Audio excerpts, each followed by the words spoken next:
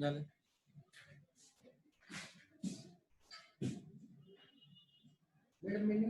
हाँ सर, अभी कल आपको शायद 2 हो गया। टीचर एक्सपीरियंस पे कोई है एडमिट बोलने की।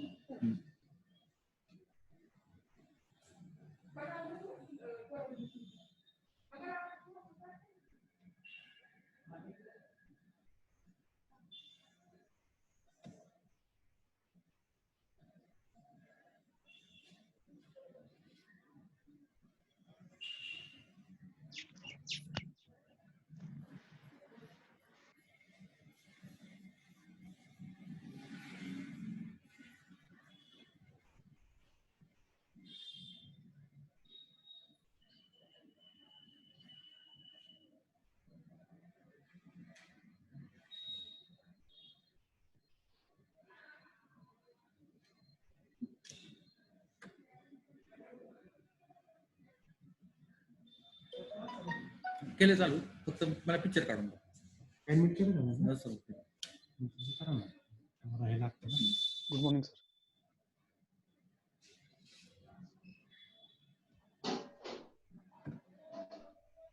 Good morning sir.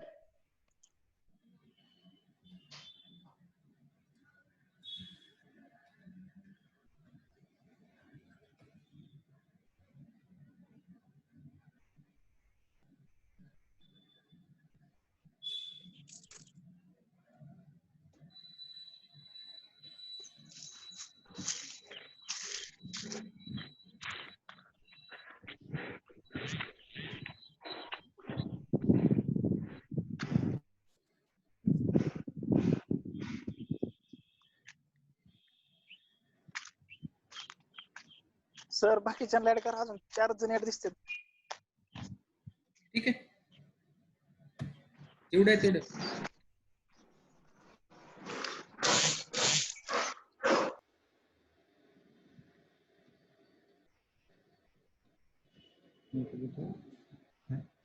मीटिंग हीच आहे ना. ठीक आहे, फक्त ऍडमिट करतो. Admit.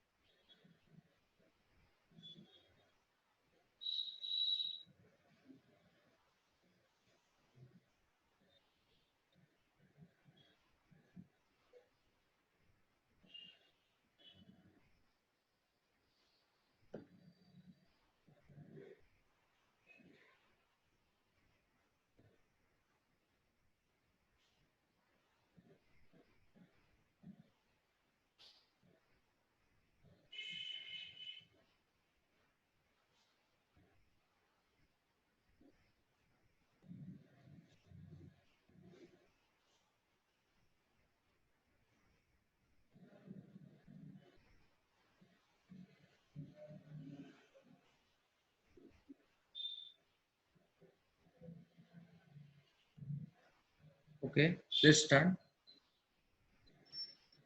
We were discussing about the order number 8.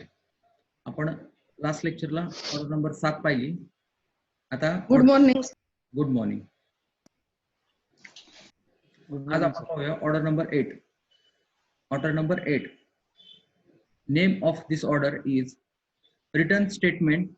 लिहून घ्या. Return statement, set of and counter claim.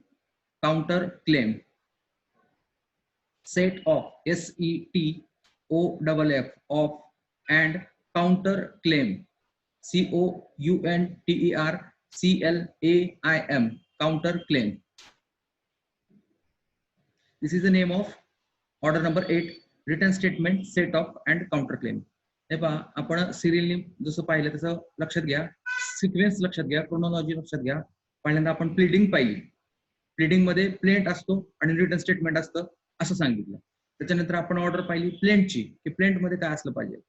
आता ही पुढची ऑर्डर त्याच्या रिटर्न स्टेटमेंट. प्लेंट झाला, आता रिटर्न स्टेटमेंट. रिटर्न स्टेटमेंट आपण त्याला मराठीत म्हणतो कैफियत. हा डिफेंडंट त्याचं म्हणणं मांडत असतो. प्लेंटिफ त्याचं म्हणणं मांडलं त्याला म्हणतात प्लेंट, दावा. आता डिफेंडंट आहे आणि डिफेंडंट त्याचं म्हणणं मांडतोय त्याला म्हणतात return statement.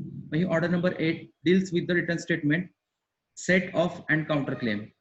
First rule first return statement. आता आपण रिटर्न स्टेटमेंट म्हणजे काय मीनिंग पाहूया. रिटर्न स्टेटमेंट म्हणजे काय? The defendant shall within 13 days from the date of service of summons on him present a written statement of his defense. First rule state that defendant ने within 30 days 30 दिवसाच्या आत, within 13 days 30 दिवसाच्या आत from a date of service summons, की ज्या दिवशी त्याला service of summons झालेली आहे त्या सर्व्हिस ऑफ समन्सच्या डेटच्या पासून 30 दिवसाच्या आत त्यांनी काय केलं पाहिजे? Present return statement. त्यांनी काय केलं पाहिजे? रिटर्न स्टेटमेंट प्रेझेंट केलं पाहिजे ऑफ हिज डिफेन्स. आणि ते रिटर्न स्टेटमेंट मध्ये काय असलं पाहिजे? त्याचा डिफेन्स असला पाहिजे, त्याचा बचाव असला पाहिजे, त्याचं म्हणणं असलं पाहिजे. Okay. Provided that the defendant fails to file return statement within a set period of 30 days, he shall allowed to file same on other day. Suppose तो जर 30 दिवसाच्या आत जर त्याचं म्हणणं सादर करण्यासाठी तो फेल झाला, तो देऊ शकला नाही 30 दिवसाच्या आत, तर he shall be allowed file the same. त्याला अलाउड केलं जातं. 30 दिवसाच्या नंतर होऊन जरी डेट झाली असेल, वेळ झाला असेल, तरी पण त्याला अलाउड केलं जातं. Allowed the same on such other days. कुठल्याही अदर डेजला तो अलाउड केलं जातं आणि तू तुझं म्हणणं सांग असं त्याला अलाउड केलं जातं. As may be specified by court सांगेल तसं. मग एकतर 30 दिवसाच्या त्याने फाईल नाही केलं त्याचं रिटर्न स्टेटमेंट, तर जसं कोर्ट सांगेल तसं त्या दिवशी. For a reason to be recorded in writing. आणि त्यांनी 30 दिवसाच्या आत का ते सादर केलं नाही रिटर्न स्टेटमेंट, याची काही जे रिझन्स असतील, ते ग्राउंड असतील, ते ग्राउंड कोर्ट काय करेल? रेकॉर्ड करेल. But which shall not be later than 19 days from the date of service of summons. परंतु त्यांनी त्याचं म्हणणं 90 दिवसाच्या पुढे सादर करता येणार नाहीये. म्हणजे त्याला 30 दिवसाच्या पुढे, परंतु 90 दिवसाच्या आत त्यांनी त्याचं म्हणणं सादर केलं पाहिजे, ते सांगितलेलं आहे. But shall not be later than 19 days from the date of service of summons. म्हणजे सर्व्हिस ऑफ समन्स ज्या डेटला झालेलं आहे त्या डेट पासून 90 दिवसाच्या आत त्यांनी त्याचं रिटर्न स्टेटमेंट सादर केलं पाहिजे. इन हिज डिफेन्स, त्याचा बचाव म्हणून किंवा त्याचं म्हणणं म्हणून, त्याचा बचाव म्हणून. Okay. Rule first A.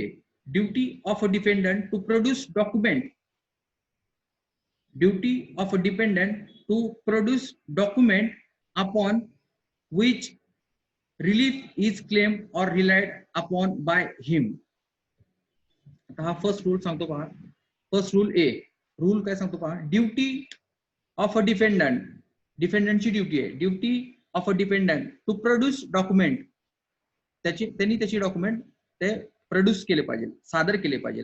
Upon which relief claimed, की ज्या डॉक्युमेंट वरती रिलीफ क्लेम केलेला आहे ते डॉक्युमेंट त्यांनी सादर केलं असलं पाहिजे. ऑर रिलाइड अपॉन बाय हिम, की ज्या डॉक्युमेंट वरती, ज्या इन्स्ट्रुमेंट वरती, ज्या दस्तावेजवरती त्याने त्याचा डिफेन्स रिलाय केलेला आहे, क्लेम केलेला आहे, ते सर्व डॉक्युमेंट त्यांनी काय केले पाहिजे? प्रोडक्शन केले पाहिजे. रिटर्न स्टेटमेंट त्याच्याबरोबर डॉक्युमेंट्स, आणि हे असे डॉक्युमेंट की त्या डॉक्युमेंटवरती त्याचा रिलीफ क्लेम केलेला आहे त्यांनी. इथं रूल्स सांगतो. Where the defendant bases his defence upon the document relies upon any document. तो रिलाइज होतोय, अवलंबून आहे कुठल्याही डॉक्युमेंटवरती. Any document in his position, आणि ते डॉक्युमेंट त्याच्या पोझिशन मध्ये आहे. ऑर पॉवर, किंवा पॉवर मध्ये आहे. In support of his defence or claim, त्याच्या सपोर्ट मध्ये आहे ते document of his defence or claim for set of, किंवा तो सेट ऑफ करतोय तर त्या सेट ऑफची डॉक्युमेंट्स असतील, किंवा काउंटर क्लेम करतोय, तो प्रतिदावा करतोय, तर ते डॉक्युमेंट त्यांनी काय केलं पाहिजे? प्रोडक्शन केले पाहिजे. He shall enter such document in a list. त्यांनी एक लिस्ट एंटर केली पाहिजे कोर्टामध्ये, आणि त्या लिस्टमध्ये सर्व जे डॉक्युमेंट्स आहेत ते डॉक्युमेंट्स त्यांनी सादर केले पाहिजे, प्रोडक्शन केले पाहिजे, की ज्या डॉक्युमेंटवरती त्याचं रिटर्न स्टेटमेंट आहे, ज्या डॉक्युमेंटवरती त्याचा सेट ऑफ आहे आणि ज्या डॉक्युमेंटवरती त्याचा काउंटर क्लेम आहे. असे सर्व डॉक्युमेंट तो काय करेल, एक लिस्ट बनवेल आणि ते लिस्ट कोर्टाकडे सादर करेल. It shall B produce in a court when the return statement is present. आणि जेव्हा जेव्हा हे रिटर्न स्टेटमेंट प्रेझेंट करेल त्याबरोबर ते लिस्ट ऑफ डॉक्युमेंट पण प्रेझेंट करेल. By him at the same time delivered document of a copy. आणि ती डॉक्युमेंट आणि त्याचबरोबर कॉपी असतील त्या डॉक्युमेंटच्या कॉपीज. फॉर एक्झाम्पल आपण सांगितल्याप्रमाणे नंबर ऑफ कॉपीज, जेवढी जेवढी प्लेंटिफ आहे त्या सर्व प्लेंटिफला त्याचबरोबर कोर्टाला एक कॉपी, अशा कॉपीज तो काय करेल, सादर करेल रिटर्न स्टेटमेंट बरोबर. हा, नेक्स्ट पुढे सब रूल आहे पहा. Where any such document is not in possession or power of the defendant. एक असं डॉक्युमेंट आहे की ज्याच्यावर तो रिलायज आहे परंतु ते डॉक्युमेंट त्याच्या पोझिशन मध्ये नाही किंवा त्याच्या पॉवर मध्ये नाहीये, त्याच्या पोझिशन मध्ये नाहीये किंवा त्याच्या पॉवर मध्ये नाहीये. तर ही शाल तो wherever possible state in whose position or power it is. की मग तो स्टेट करेल, सांगेल की कोणाच्या पोझिशन मध्ये आहे. In whose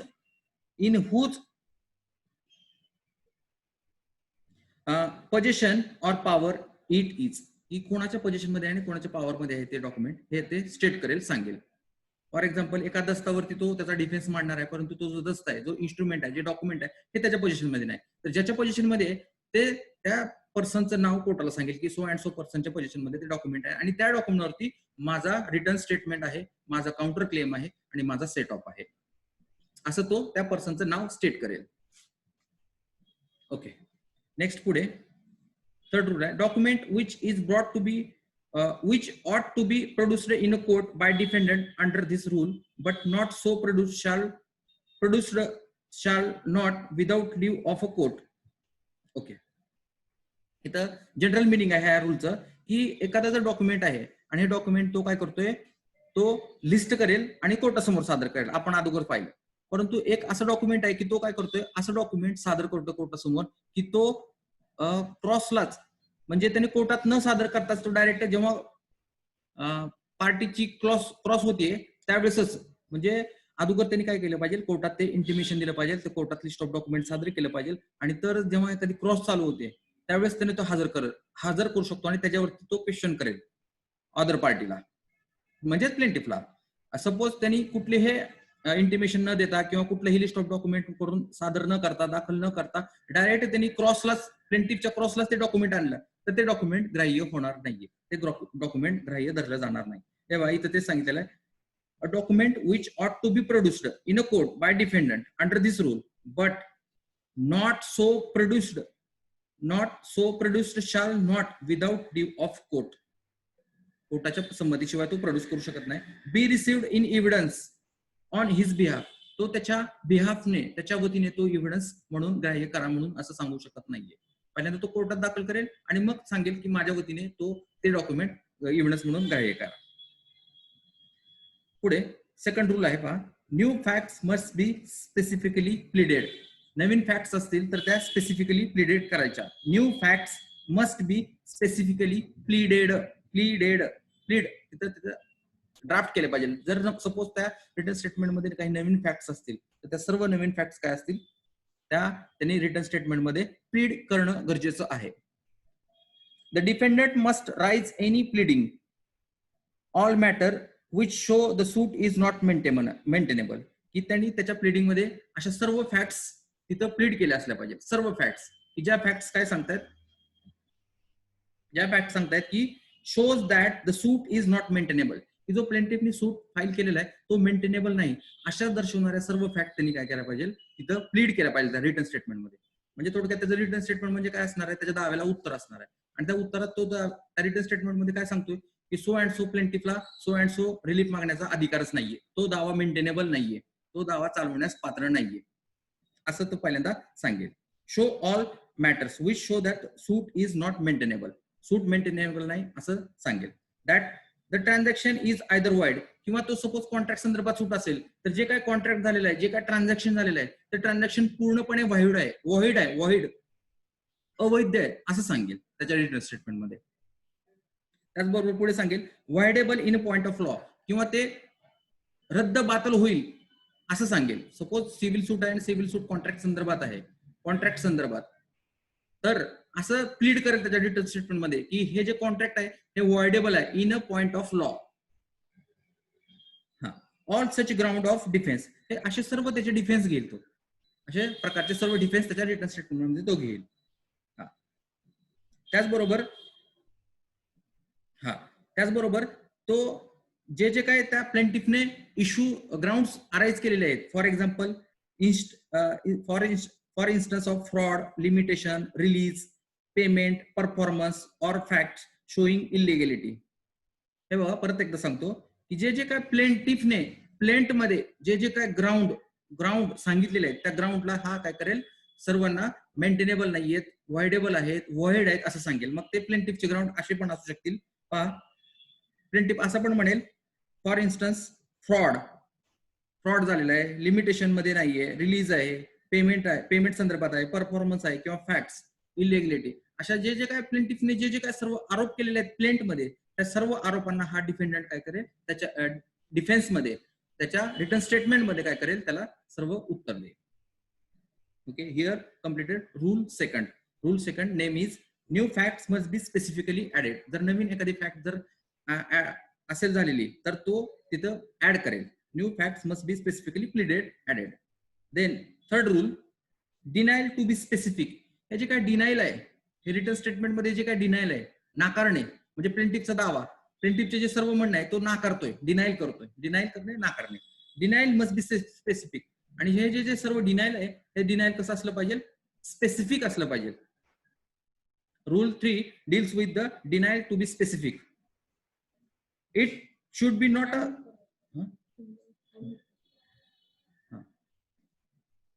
it should not be sufficient for a defendant in his written statement to deny generally. फक्त जनरल डिनाय केलाय त्यांनी, हे सफिशियंट नाहीये. जनरल डिनाय केलाय हे फक्त सफिशियंट नाहीये. The ground alleged by the plaintiff but defendant must deny specifically. इथे स्पष्ट सांगितलेलं आहे की जे काय जनरली डिनाय करून चालणार नाही, तर जे काय डिनायल करायचं, जे काय त्याला नाकारायचंय ते नाकारणं कसं असलं पाहिजे, स्पेसिफिकली पण असलं पाहिजे. स्पेसिफिकली म्हणजे पर्टिक्युलर जी काय ज्या फॅक्ट्स प्लेंटिफने अलेज केलेले आहेत किंवा क्लेम केलेले आहेत किंवा रिलीफ क्लेम केलेला आहे, त्या पर्टिक्युलर प्रत्येक फॅक्टला ह्या डिफेंडंटने त्याच्या रिटर्न स्टेटमेंट मध्ये काय केलं पाहिजे, स्पेसिफिकली स्पष्टपणे डिनाय केलं पाहिजे. each specifically deny each allegation of a fact which does not admit the truth except damages. आणि तो काय म्हणतोय की हे सर्व काय ज्या फॅक्ट्स आहेत त्या फॅक्ट्स कशा आहेत, नॉट एक्सेप्टेड बाय धिस डिफेंडंट. की प्लेंटिफ म्हणेल हा मला एक्सेप्ट नाहीये, हा मला मान्य व कबूल नाहीये, ह्या सर्व फॅक्ट्स. आता इथं उदाहरण घेऊया आपण. सपोज प्लेंटिफ आहे आणि प्लेंटिफने काय केलेलं आहे, एक सूट फाईल केलेला आहे आणि त्या सूट मध्ये जो प्लेंट आहे तो प्लेंट आहे सपोज 10 त्यात पॅरेग्राफ आहेत, 10 पॅरेग्राफ आहेत.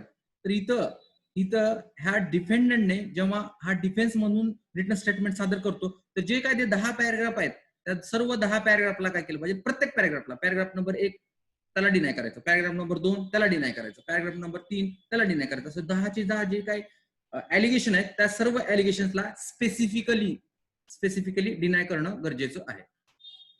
असा हा रूल सांगतो. Denial must to be specific, denial specific असणं गरजेचं आहे. देन फोर्थ रूल सांगतो, पहा, evasive denial, EVASIVE, evasive denial. Where a defendant denies in all allegations of fact in a plaint. हा प्लेंट मध्ये जो प्लेंटिफ काय आहे तो प्लेंटिफ सर्व एलिगेशन्स काय करेल, डिनाय करेल. एलिगेशन करेल. He must not to do evasively. परंतु कधी कधी काय होतं, त्याने काय केलं नाही पाहिजे, he must not to do evasively. कधी कधी तो काय करत नाहीये, इव्हिजिबली तो डिनाय करत नाही. आता इव्हिजिव्हचा अर्थ आहे नॉट डायरेक्ट. फॉर एक्झाम्पल एक सिव्हिल सूट आहे आणि सिव्हिल सूट फॉर एक्झाम्पल मनी संदर्भात आहे, रिकव्हरी ऑफ मनी, आणि इथं प्लेंटिफ म्हणतो की मला डिपेंडंट कडून 10,000 रुपये येणं गरजेचं आहे असं म्हणतो. परंतु इथं प्लेंटिफ म्हणतो मी त्याच्याकडून पैसे घेतलेले आहेत. डिफेंडंट पहा त्याच्या रिटर्न स्टेटमेंट मध्ये मी त्याच्याकडून पैसे घेतलेले आहेत परंतु 5,000 घेतलेले आहेत. म्हणजे ह्यांनी पूर्णपणे 10,000 त्याचा क्लेम किंवा त्याचं एलिगेशन आहे ते रिजेक्ट केलंय का, नाही केलं. तर त्यांनी काय केलेलं आहे, फक्त त्यातलं तो म्हणतो मग देणं मी त्याला देणं लागतोय, परंतु 10,000 नाही 5,000. म्हणजे यांनी काय केलं, डायरेक्ट त्याचं डिनायल केलं नाहीये. तर कसं केलं, इव्हिजिव्हली, नॉट डायरेक्ट. त्यांनी डिनाय केलंय पण तो डायरेक्ट केलं नाही. म्हणजे 10च्या 10 मी देणं लागत नाही असं म्हटलेलं नाहीये. तो काय म्हणतोय, मला 10,000 देणं गरजेचं आहे, मी 10,000 देणं लागत नाही, मी फक्त त्याला देणं लागतोय पण 5,000च लागतोय.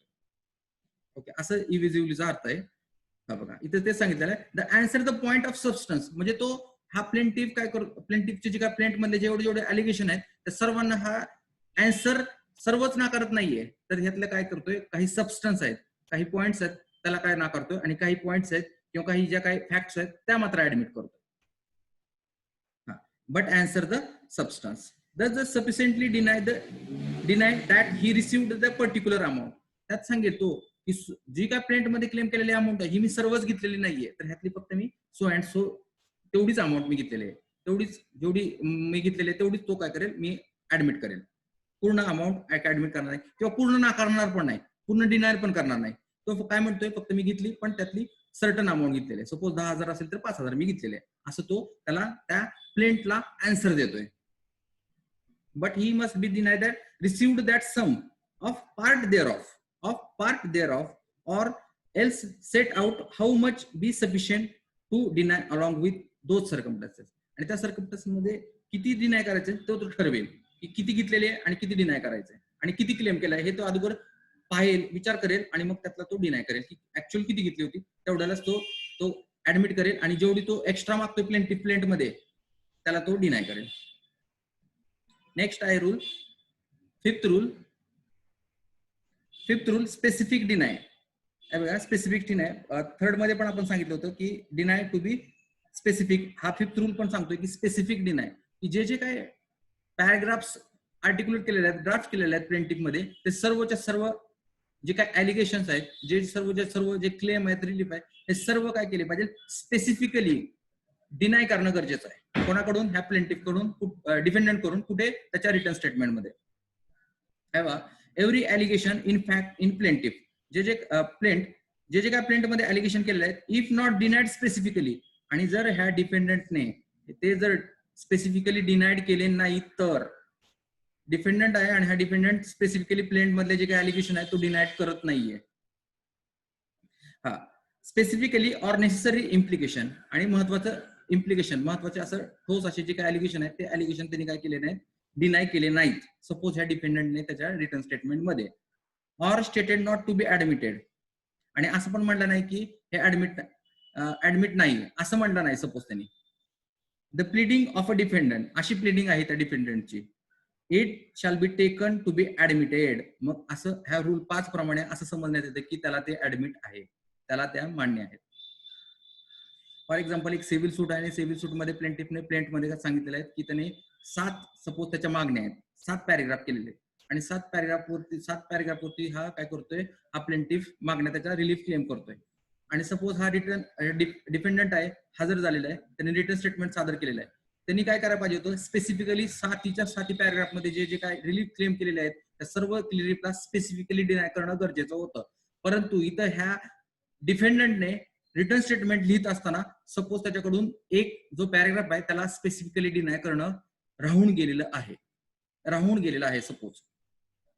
तर इथं जो 7वा पॅरेग्राफ आहे प्लेंट मधला, तो 7वा पॅरेग्राफ प्लेंटिफला मान्य आहे, डिफेंडंटला मान्य आहे, असं प्रिझम्पशन असतं, किंवा त्याला तो ऍडमिट आहे असं प्रिझम्पशन असतं. म्हणून जेवढे काही पॅरेग्राफ आहेत प्लेंट मध्ये ते सर्वच्या सर्व पॅरेग्राफ डिफेंडंटने त्याच्या रिटर्न स्टेटमेंट मध्ये डिनाय करणं गरजेचं आहे, किंवा असं लिहिणं गरजेचं आहे, not admitted para number 4, not admitted para number 5, not admitted para number 6. जेवढे पॅराग्राफ असतील, सपोज 25-30 पॅराग्राफ असतील, तर ते सर्वच्या सर्व पॅराग्राफ काय केलं पाहिजे, नॉट ऍडमिट म्हणून सांगितलं पाहिजे त्याच्या रिटर्न स्टेटमेंट मध्ये, कोणी, डिफेंडंटने. देन नेक्स्ट पुढे रूल 6 आहे, particulars of a set off to be given in return statement. Particulars of set off SET-OFF of to be given in return statement. Okay, आता हा डिपेंडंट आहे, हा डिपेंडंट काय करतोय, त्याचं रिटर्न स्टेटमेंट सादर करतोय. तर सपोज तो रिटर्न स्टेटमेंट सादर करत असताना त्याला एक ह्या रूल नुसार त्याला एक पॉवर दिलेले की तो काय करू शकतो, एक तर रिटर्न स्टेटमेंट पण सादर करू शकतो, त्याचबरोबर एक सेट ऑफ पण क्लेम करू शकतो, सेट ऑफची पण मागणी करू शकतो. आता सेट ऑफचा मराठीत मिनिंग आहे, आपण त्याला म्हणूया वळतावळत आपण म्हणतो, किंवा सेट ऑफ करून घे. आता इथं पहा, एक मनी सूट आहे आणि मनी सूट आहे सपोज 1 लाखासाठी. प्लेंटिफ आहे, प्लेंटिफनी प्लेंट केलेला आहे आणि प्लेंट कशासाठी आहे, रिकव्हरी ऑफ मनी सूट, आणि मनी किती आहे सूटचं 1 लाख रुपये. आणि तो काय म्हणतोय, ह्या डिफेंडंटनी माझ्याकडून 1 लाख रुपये घेतलेले आहेत आणि ते 1 लाख रुपये मला परत मिळावे, असा एक सिव्हिल सूट आहे. डिफेंडंटला सर्व्हिस समन झालं, डिफेंडंट हजर झाला. आता डिफेंडंट काय करतोय, त्याचं रिटर्न स्टेटमेंट पण सादर करतोय, त्याचबरोबर एक सेट ऑफचा एक ऍप्लिकेशन करतो. आणि त्या सेट ऑफच्या ऍप्लिकेशन मध्ये तो असं म्हणेल की मी प्लेंटिफ कडून 1 लाख रुपये घेतलेले आहेत, मी त्याला 1 लाख रुपये देणं गरजेचं आहे, परंतु सेट ऑफ माझा असा आहे की सेट ऑफचं पण एक ऍप्लिकेशन करेल, सेट ऑफचं पण एक त्याने त्याला पॉवर दिलेलं आहे, त्याप्रमाणे तो ऍप्लिकेशन करेल सेट ऑफचं, आणि म्हणेल की जरी मी प्लेंटिफला 1 लाख रुपये देणे लागत असलो तरी पण माझे 25,000 त्या प्लेंटिफ कडे होते किंवा आहेत, प्लेंटिफ कडे आहेत. हा, मग आता सपोज प्लेंटिफ काय म्हणतो, 1 लाख रुपये मागतो.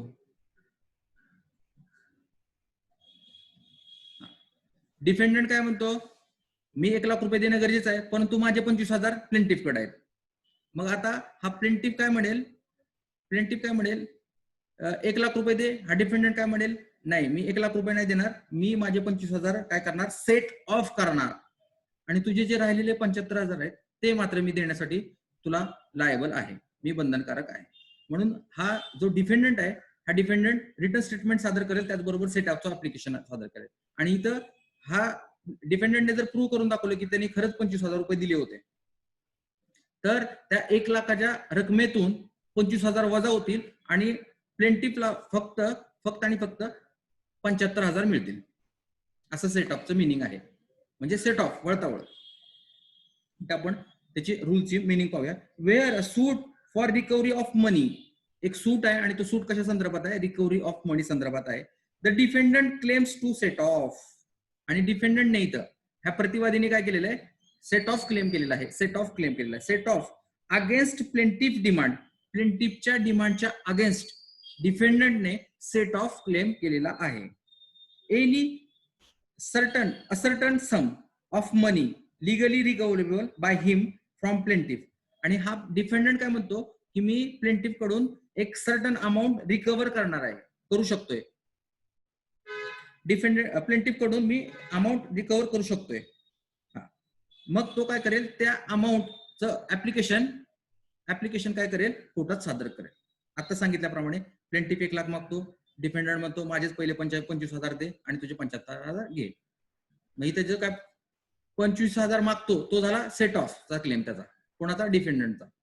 प्लेंटिफचा प्लेंट झाला 1 लाखाचा, डिफेंडंटचा रिटर्न स्टेटमेंट त्याबरोबर सेट ऑफ म्हणून तो काय म्हणतो 25,000 वजावट करून, आणि 75,000 देण्यासाठी तो काय करतो, लायबल आहे मी, किंवा तो रेडी आणि विलिंगनेस आहे असं तो म्हणतो. ठीक आहे. Not exceeding the pecuniary limits of jurisdiction of a court, आणि हे जो सिव्हिल सूट आहे, तो सिव्हिल सूट त्या कोर्टाच्या ज्युरिडिक्शन मध्ये चालण्यास पात्र असला पाहिजे. फॉर एक्झाम्पल, एक प्रॉपर्टीचं जी काय रिकव्हरी आहे, ती रिकव्हरी सपोज करोडोमध्ये आहे किंवा 50 लाखामध्ये आहे, तर इथं सिव्हिल जज ज्युनियर डिव्हिजनला त्याचं ज्युरिडिक्शन नसणार आहे. पेक्युनियरी ज्युरिडिक्शन आहे, ते ज्युरिडिक्शन कोणाला असणार आहे, मग हायर कोर्टाला, हायर अथॉरिटीला, डिस्ट्रिक्ट कोर्ट असेल, किंवा मग ते जसं जेवढं अमाऊंट आहे त्या अमाऊंटवरती ते पेक्युनियरी ज्युरिडिक्शन ठरेल. जर जास्त अमाऊंट असेल तर डिस्ट्रिक्ट कोर्ट, त्याच्यापेक्षा जास्त असेल तर हायकोर्ट, त्यापेक्षा जास्त असेल तर सुप्रीम कोर्ट. ओके, ते त्या कोर्टाच्या पेक्युनियरी ज्युरिडिक्शन वरती ठरेल. त्याचबरोबर पुढे, both the parties file the same character as they file a plaintiff suit, defendant may at first hearing, आणि ह्या डिफेंडंटने फर्स्ट हिअरिंग मध्येच, पहिल्याच सुनावणीला त्यांनी काय केलं पाहिजे, return statement along with application of set of सादर करणं गरजेचं आहे फर्स्ट हिअरिंगलाच. आणि सपोज हा डिफेंडंटने काय केलं, रिटर्न स्टेटमेंट सादर केलं, आणि हा सेट ऑफचं जी काय त्याचा मागणी आहे सेट ऑफची, ती त्यांनी नंतर होऊन तो मागा लागलेला आहे सेट ऑफची, तर त्यावेळेस त्याला ते नंतर हुम करता येणार नाही, परंतु तो नंतर हुम करेल अनलेस परमिटेड बाय कोर्ट. कोर्टाने जर अलाउड केलं तर नंतर हुम करू शकतो. परंतु इथं रूल असं सांगतो की जेव्हा त्याला सेट ऑफची मागणी असेल, जेव्हा त्याला सेट ऑफची मागणी असेल तर त्यांनी फर्स्ट हिअरिंगलाच जेव्हा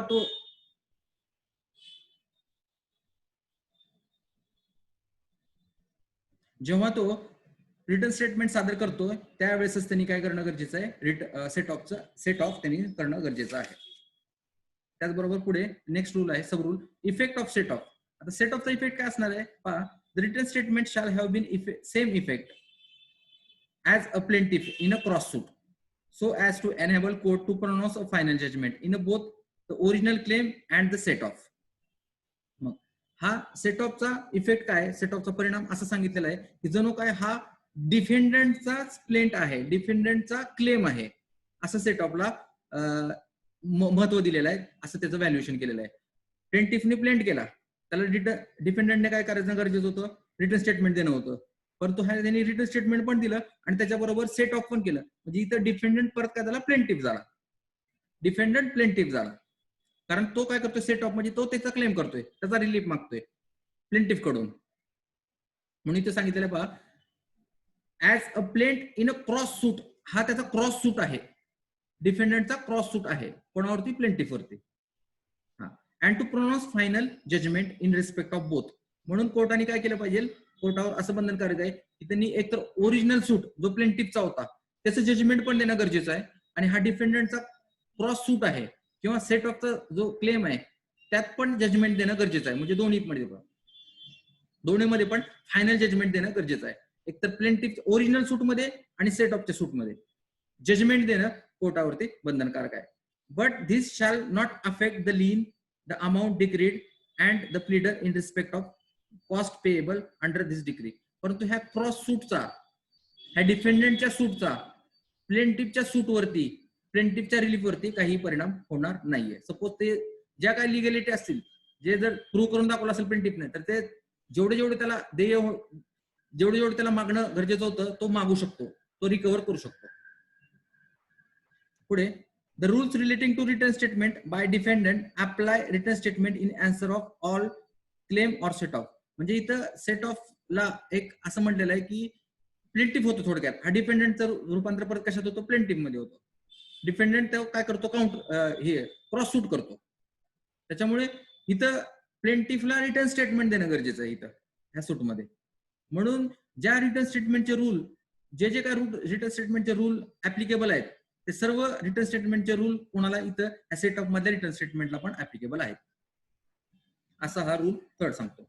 नेक्स्ट आहे 6A counter claim by defendant. Counter claim, आता याला आपण 6A काउंटर क्लेम, प्रतिदावा. आता हा सेट ऑफ वेगळा, आता नेक्स्ट आहे काउंटर क्लेम. आता हा प्रतिदावा, काउंटर क्लेम बाय डिफेंडंट. प्लेंटिफ आहे, प्लेंटिफ सूट दाखल करतोय, डिफेंडंट हजर झालेला आहे, रिटर्न स्टेटमेंट सादर केलेलं आहे, आणि रिटर्न स्टेटमेंट बरोबर तो काय करतोय, प्लेंटिफ एक काउंटर क्लेम, तो डिफेंडंट काय करतोय, ह्या प्लेंटिफच्या अगेन्स्ट एक काउंटर क्लेम करतोय त्याच सूटमध्ये. एक तर रिटर्न स्टेटमेंट पण सादर करतोय आणि काउंटर क्लेम पण करतोय त्याच्याबरोबर. A defendant in a suit may in addition to his pleading set off rule 6 set off by way of counter claim against the plaintiff. आणि हा प्लेंटिफच्या क्लेमच्या अगेन्स्ट हा काउंटर क्लेम करतोय हा defendant. Any right or claim in respect of cause of action accruing the defendant against the plaintiff. आणि एक cause of action arise झालेल्या दोघांमध्ये, आणि त्या कॉज ऑफ ऍक्शनच्या अगेन्स्ट हा डिफेंडंट प्लेंटिफच्या अगेन्स्ट काय करतोय, काउंटर क्लेम इन्स्टिट्यूट करतोय त्याच सूटमध्ये. either before and after the filing suit, but before the defendant has delivered his defense or before the time limited for the delivering his defense has expired. परंतु त्याचा डिफेंडंटचा defence देण्याच्या टाइमच्या expiration होण्याच्या पूर्वी ह्या डिफेंडंटने काय केलं पाहिजे, काउंटर क्लेम केला पाहिजे. आता काउंटर क्लेम संदर्भात काही रूल्स आहेत पहा. Such counterclaim shall have same effect of a cross suit. ह्याला काय म्हटलं जातं, ह्या काउंटर क्लेमला क्रॉस सूट असं म्हटलं जातं, so as to court enable pronounce final judgment. आणि ह्या क्रॉस सूट मध्ये पण कोर्टाने काय केलं पाहिजे, जजमेंट प्रोनाऊन्स केलं पाहिजे, जजमेंट दिलं पाहिजे. ओरिजिनल सूट मध्ये पण कोर्ट काय करेल, जजमेंट प्रोनाऊन्स करेल. त्याचबरोबर ह्या क्रॉस सूट मध्ये पण कोर्ट काय करेल, जजमेंट प्रोनाऊन्स करेल, both original claim and on counter claim. Second आहे, plaintiff shall at liberty to file return statement in answer to counter claim of a defendant within a such period such as fixed by the court. आणि इथं आता हा जो plaintiff आहे, हा plaintiff डिफेंडंटच्या counter क्लेमला रिटर्न स्टेटमेंट सादर करेल. प्लेंटिफ डिफेंडंटच्या काउंटर क्लेमला क्रॉस सूटला रिटर्न स्टेटमेंट सादर करेल. आणि ते कधी सादर करेल, ज्या वेळेस कोर्ट सांगेल त्यावेळेस. इथे ते सांगितलं पहा, the defendant shall at liberty to file return statement in answer to counter claim of defendant within such period as may be prescribed by the court. जसं कोर्टाने प्रिस्क्राइब केलेलं त्याप्रमाणे हा प्लेंटिफ काय करेल, डिफेंडंटच्या काउंटर क्लेमला रिटर्न स्टेटमेंट फाईल करेल. पुढे counter claim to be stated. आता काउंटर क्लेम कसा असला पाहिजे, हा counter claim to be stated. आता हा counter claim where a defendant seeks to rely upon a ground of supporting right to counter claim, he shall in his written statement. आणि जो काय क्लेम करणार आहे, रिलीफ क्लेम करणार आहे, त्याने त्या रिटर्न स्टेटमेंट बरोबर रिटर्न स्टेटमेंट मध्ये पण सांगणं गरजेचं आहे. State specifically he does so way by counter claim. आणि त्याच्या रिटर्न स्टेटमेंट मध्ये त्यांनी स्पेसिफिकली सांगणं गरजेचं आहे की ह्या ज्या काय मागण्या आहेत मी प्लेंटिफच्या अगेन्स्ट मागणार आहे, प्लेंट मध्ये जे काय सांगितलेलं आहे प्लेंटिफने रिलीफ, त्याच्या अगेन्स्ट मी जे काय मागणार आहे रिटर्न स्टेटमेंट मध्ये डिफेंडंटने सांगितलं पाहिजे की मी ह्या काउंटर क्लेम करून ह्या मागण्या मी पूर्ण करून घेणार आहे, असं त्यांनी ह्या डिफेंडंटने रिटर्न स्टेटमेंट मध्ये सांगितलं असलं पाहिजे की मी काउंटर क्लेम सादर करणार आहे आणि एवढे राईट्स मी माझे बजावून घेणार आहे. Then next, exclusion of counter claim. Where a defendant set up a counterclaim and plaintiff contended that claim thereby raised ought not to be disposed by way of counterclaim, but it is an independent suit. आता इथे जर प्लेंटिफने जर सांगून असं दाखवून दिलं की ह्याच सूट मध्ये डिफेंडंट काउंटर क्लेम करू शकत नाहीये, असं जर प्लेंटिफने दाखवून दिलं तर कोर्ट काय करेल, ह्या डिफेंडंटला अशी ऑर्डर करेल की तू ह्याच सूट मध्ये काउंटर क्लेम करू नको, तर त्याच्यासाठी तू सेपरेट सूट दाखल कर, त्याच्यामध्ये तू सेपरेट ह्या सूटच्या ऐवजी तू दुसरा एक सूट सादर कर, ह्या सूट मध्ये तू काउंटर क्लेम मागू शकत नाही, असं प्लेंटिफने प्रूव्ह करून दाखवलं तर कोर्ट अशी ऑर्डर करेल त्या डिफेंडंटला की ह्या सूट मध्ये तू ती मागणी मागू शकत नाही, कारण ह्या सूटचं कॉज ऑफ ऍक्शन त्याच्यामध्ये वेगळं आहे आणि तू जी मागणी मागतोय त्याची कॉज ऑफ ऍक्शन वेगळं आहे, त्याच्यामुळे तू त्या कॉज ऑफ ऍक्शन वरती सेपरेट सिव्हिल सूट दाखल कर आणि सेपरेट तुझी मागणी मान्य कर, इथंच तू काउंटर क्लेम करू नकोस, असं कोर्ट त्या डिफेंडंटला सांगेल. इफेक्ट ऑफ डिसकंटिन्युअस ऑफ सूट. आता सपोज हा काउंटर क्लेम केलेला आहे तर त्याचा इफेक्ट काय, जर मेन सूट काय झाला असेल, डिक्रीट झाला असेल, स्टे झाला असेल किंवा डिस्कंटिन्यू झाला असेल किंवा डिसमिस झाला असेल तर त्याचा काही परिणाम होणार नाही, हा काउंटर क्लेम असाच चालू राहील. Counter claim may be nevertheless to be proceed with.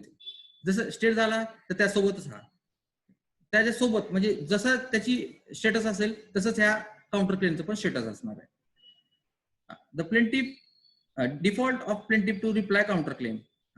आता ह्या काउंटर क्लेमला जर प्लेंटिफने रिप्लाय दिला नाही म्हणजे आता इथं काय करायला पाहिजे होतं, प्लेंटिफने त्याच्या काउंटर क्लेमला रिटर्न स्टेटमेंट द्यायला पाहिजे होतं, परंतु ह्या प्लेंटिफने काय केलंय, इथं रिटर्न स्टेटमेंट दिलेलं नाहीये. तर काय होईल पहा, the plaintiff makes a default in putting reply a counter claim made by defendant. The court may pronounce judgment against plaintiff. प्लेंटिफच्याच अगेन्स्ट मग इथं काय होईल, जजमेंट प्रोनाऊन्स होईल, कारण का प्लेंटिफला इथं ऑब्लिगेशन होतं की त्यांनी रिटर्न स्टेटमेंट देणं गरजेचं होतं काउंटर क्लेमला, परंतु त्यांनी जर दिलं नसेल तर ह्या प्लेंटिफच्याच अगेन्स्ट काय होईल, जजमेंट प्रोनाऊन्स होईल. नेक्स्ट आहे relief to be defendant where counter claim succeed. आता हा जो रिलीफ आहे, हा रिलीफ कधी क्लेम करेल, where counter claim is succeed. हा जो काउंटर क्लेम आहे हा सपोज जर